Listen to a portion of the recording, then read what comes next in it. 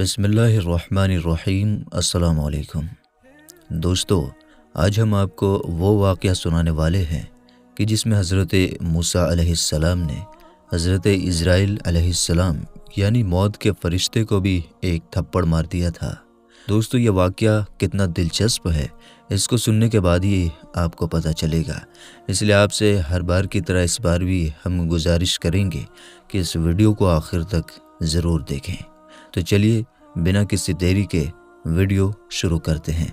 दोस्तों, अल्लाह ताला ने जब हज़रत मूसा अलैहिस्सलाम की मौत का इरादा फरमाया, यानी कि अल्लाह ने जब चाहा कि अब मूसा को मौत देनी है, तो उस वक्त अल्लाह ताला ने अपने मौत के फ़रिश्ते को हज़रत मूसा अलैहिस्सलाम के पास भेजा, यानी कि मलकुल मौत को ये हुक्म दिया कि वो हज़रत मूसा अलैहिस्सलाम के पास जाए और उनकी रूह कब्ज़ करके ले आए। दोस्तों, याद रखिए कि नबियों को भी मौत आती है, लेकिन वो सिर्फ एक पल के लिए ही आती है, फिर उनको हमेशा हमेशा के लिए ज़िंदा कर दिया जाता है। लेकिन जब नबियों को मौत आती है तो उस वक्त मौत का फ़रिश्ता उनकी बारगाह में बड़े ही अदब के साथ पेश आता है। अब अल्लाह का हुक्म पाते ही मौत का फ़रिश्ता यानी कि मलकुल मौत हज़रत मूसा अलैहिस्सलाम के पास आए और आने के बाद कहने लगे, ऐ मूसा, मैं आपको लेने आया हूँ, चलिए आपका वक्त पूरा हो चुका है। ये सुनकर हज़रत मूसा अलैहिस्सलाम ने फरमाया कि क्या कह रहे हो, कहाँ चलना है? तो हज़रत इज़राइल कहने लगे कि मैं मौत का फ़रिश्ता हूँ और आपको लेने आया हूँ। ये सुनकर हज़रत मूसा अलैहिस्सलाम ने फरमाया कि अच्छा, तो तुम मुझे मारने के लिए आए हो, तुम मुझे मौत देने के लिए आए हो? इतना सुनते ही वो मौत का फ़रिश्ता कहने लगा कि हाँ, मैं आपको मारने के लिए आया हूँ, आपकी रूह कब्ज़ करने के लिए आया हूँ। बस इतना सुनना था कि हज़रत मूसा अलैहिस्सलाम नाराज़ हो गए और आपने मौत के फ़रिश्ते को यानी कि मलकुल मौत को एक ज़ोरदार थप्पड़ मार दिया। वो थप्पड़ इतना ज़ोर का था कि वो सीधा मलकुल मौत के चेहरे पर जाकर लगा, जिससे हज़रत इज़राइल अलैहिस्सलाम की एक आँख बाहर आ गई। तो दोस्तों, देखा आपने, ये अल्लाह वालों की शान है, ये नबियों का मर्तबा है कि उन्होंने मौत के फ़रिश्ते को भी थप्पड़ मार दिया और थप्पड़ मार कर कहने लगे कि आप में इतनी हिम्मत है कि आप मुझे मारोगे। और दोस्तों, हमारे लिए तमाचा लगाने की तो दूर की बात है, अगर कोई मलकुल मौत का नाम भी बेअदबी से ले ले तो उसकी रूह कांप जाती है। लेकिन ये तो अल्लाह के नबियों की शान है कि उन्होंने मौत के फ़रिश्ते को भी थप्पड़ मार दिया। अब दोस्तों, हज़रत मूसा अलैहिस्सलाम ने जैसे ही मौत के फ़रिश्ते को थप्पड़ मारा तो वह थप्पड़ इतना ज़ोर का था कि इससे मलकुल मौत की एक आँख बाहर आ गई।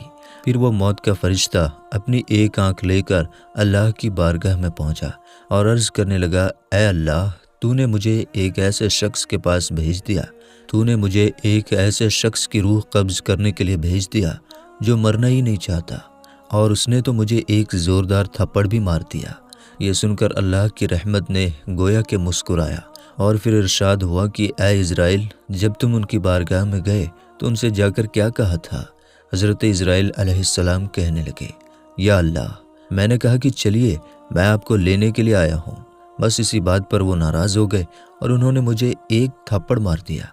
तो ये सुनकर अल्लाह ताला ने इरशाद फरमाया, ऐ इज़राइल, अब अगर उनकी बारगाह में जाओ तो अदब के साथ जाना। दोस्तों, यहाँ पर आप गौर करें कि अल्लाह अपने मौत के फ़रिश्ते को भी नबी के दरबार का अदब सिखा रहा है, यानी कि जब अल्लाह को ये पसंद है कि जब मेरे महबूब के दरबार में जाओ तो अदब के साथ में जाओ, तो फिर हमारे यहाँ कौन ऐसे बेअदब लोग पैदा हो गए हैं जो ये कहते हैं कि नबियों की तो कोई शान ही नहीं होती और नबियों का तो कोई मुकाम ही नहीं है। जो लोग नबियों को अपना जैसा मानते हैं उनको ये सोचना चाहिए कि क्या वो अल्लाह के मौत के फ़रिश्ते को थप्पड़ मार सकता है? हरगिज़ नहीं, क्योंकि मौत के फ़रिश्ते का नाम सुनकर बड़े बड़ों की हालत ख़राब हो जाती है और अल्लाह के वो महबूब बंदे हैं जो मौत के फ़रिश्ते को भी तमाचा लगा सकते हैं, और ऐसी सूरत में अल्लाह भी उन पर नाराज़ नहीं होता। अल्लाह भी उनको ये नहीं कहता कि जब मैंने अपने फ़रिश्ते को तुम्हारे पास भेजा तो तुमने उसे थप्पड़ क्यों मारा, बल्कि अल्लाह अपने मौत के फ़रिश्ते से ये फरमा रहा है कि तूने उनका अदब क्यों नहीं किया, तू मेरे महबूब की बारगाह में अदब से क्यों नहीं गया। अब अगर जाओ तो उनकी बारगाह में अदब के साथ जाना। اب دوستو آپ یہاں پر سوچئے کہ جب حضرت موسیٰ علیہ السلام کے ادب کا یہ حال ہے تو پھر اللہ کے آخری نبی حضرت محمد مصطفیٰ صلی اللہ تعالیٰ علیہ وسلم کا مرتبہ کتنا بلند ہوگا، ان کی شان کیسی ہوگی۔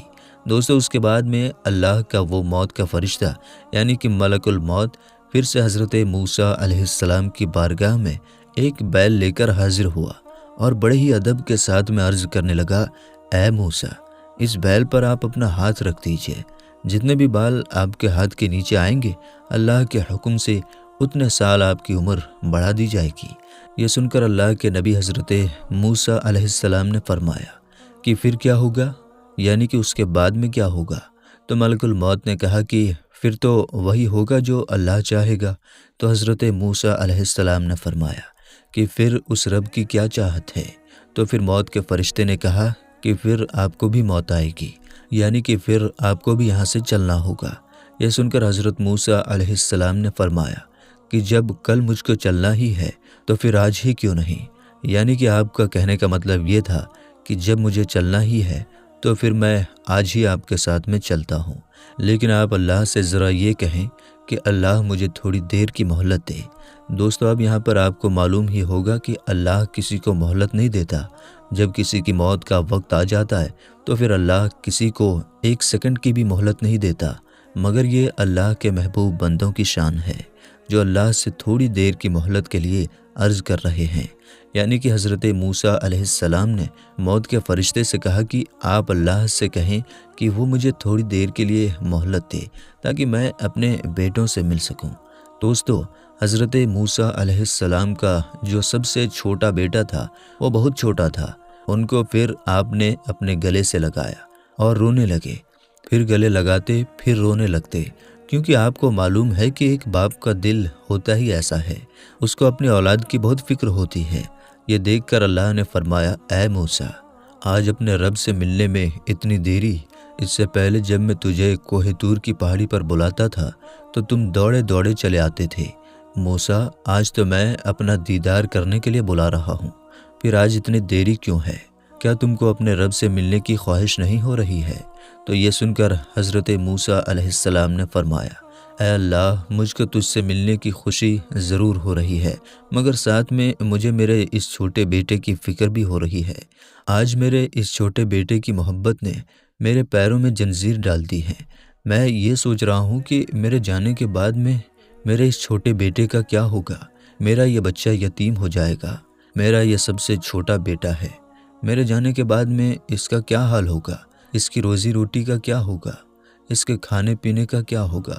بس اتنا سنتے ہی اللہ تعالیٰ کی طرف سے ارشاد ہوا، اے موسیٰ، اب تک تو دیری کر رہا تھا اپنے بیٹے کی وجہ سے، اب ذرا ہم تھوڑی اور دیری کروا دیتے ہیں اور تجھے یہ بتا دیتے ہیں کہ تمہارے اس بیٹے کا کیا ہوگا۔ پھر اللہ تعالیٰ کی طرف سے ارشاد ہوا، اے موسیٰ، اپنے سامنے جو تم دریا دیکھ رہے ہو اس پر اپنا عصا مارو۔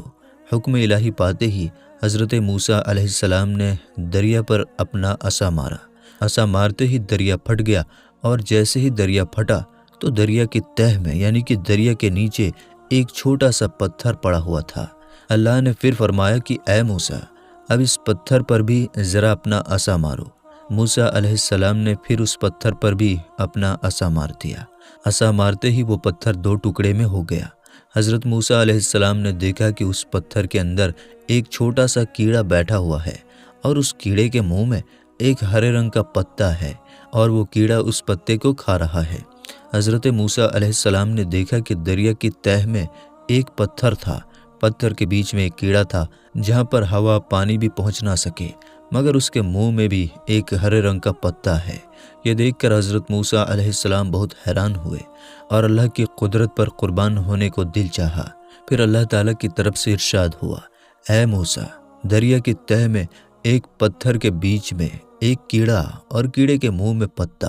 جب میں اس کیڑے کو رزق پہنچا سکتا ہوں جہاں پر پانی بھی نہ پہنچ سکے، تو پھر تمہارا یہ بیٹا تو ایک انسان ہے۔ جب میں اس پتھر کے کیڑے کو نہ بھول سکا تو پھر تمہارے اس بیٹے کو کیسے بھول جاؤں گا؟ مخلوق کو میں نے پیدا کیا ہے تو پھر اس کے رزق کی ذمہ داری بھی میری ہے۔ دوستو، بندہ اگر اللہ کا وفادار بن جائے، اللہ پر مکمل بھروسہ کرنے لگ جائے تو پھر اللہ اپنے بندوں کی ہر مشکل کو مٹا دے گا۔ اگر آپ کو بھی اللہ کی ذات پر مکمل بھروسہ ہے تو پھر اس ویڈیو کو دل سے ایک لائک کریں اور کمنٹ باکس میں اللہ اکبر لکھ کر آگے شیئر بھی کر دیں۔ آپ کو پھر ملیں گے انشاءاللہ تعالیٰ اگلی ویڈیو میں، تب تک کے لیے السلام علیکم، اللہ حافظ۔